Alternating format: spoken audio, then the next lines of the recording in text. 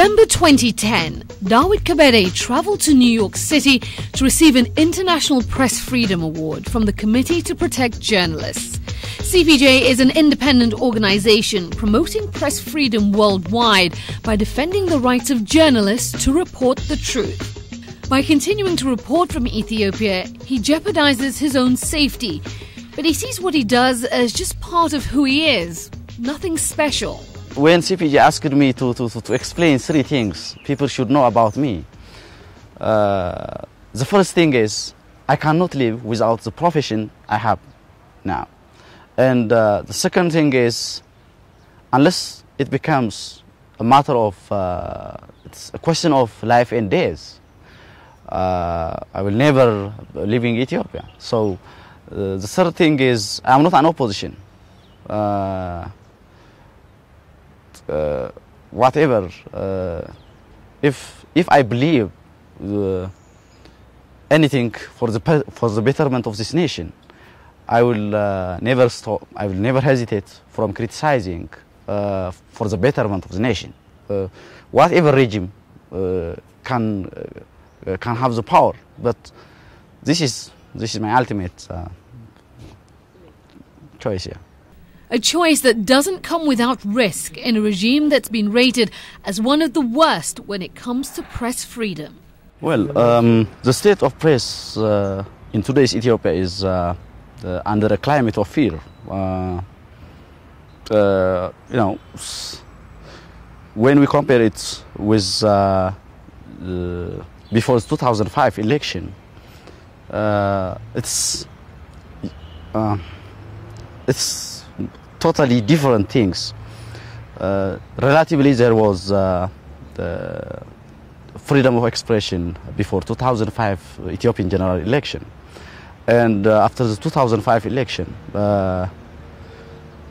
everything is, every journalist is working under self-censorship. So the state of Ethiopian press is not, encouraging. Our newspaper was established in February 2008, and after I get out from prison, I start publishing this newspaper, Auramba Times, and for the last 3 years we are just facing this political climate. In Ethiopia, even in these days of dubious press freedoms, 24 different newspapers are published in the capital city of Addis Ababa. There are 3 types of newspapers: government-owned, private-owned but pro-government, or the third category, privately owned with editorial independence. One of the few newspapers still in existence in the third category is Kebede's Auramba Times. We are exercising our editorial freedom as much as possible, but we don't go too far.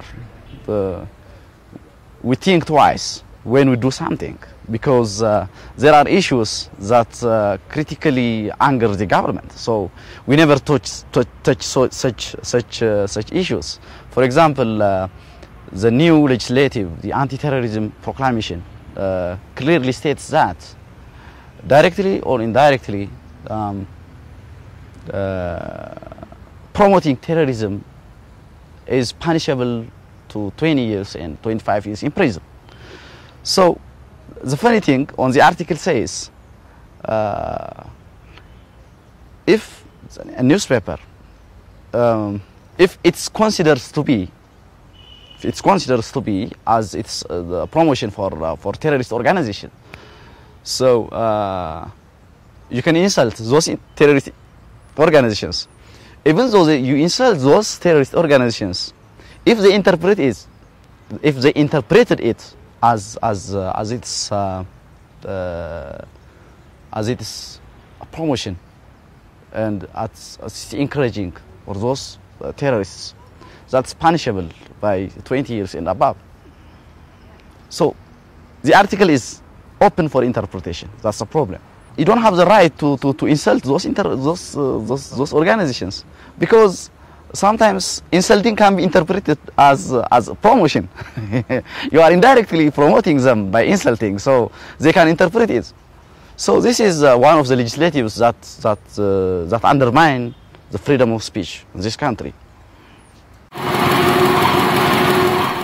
It's Friday night, printing night for all the newspapers in Addis. Kebede and his team are running out of time. There's a queue at the printing press, and it's first come, first serve.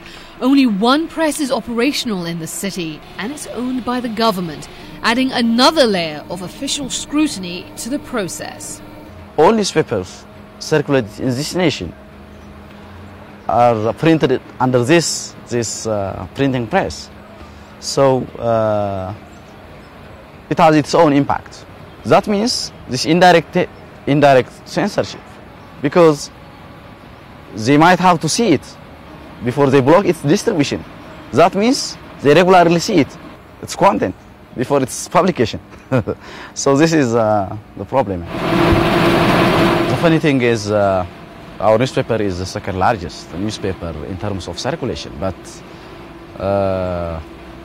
business organizations are not willing to advertise their products here because they told us that, they clearly tell us, your newspaper is good, we regularly read it, we love it, but advertising our products in your newspaper might create something wrong in our partnership with the government. So that's the problem we face every time. So this is a problem.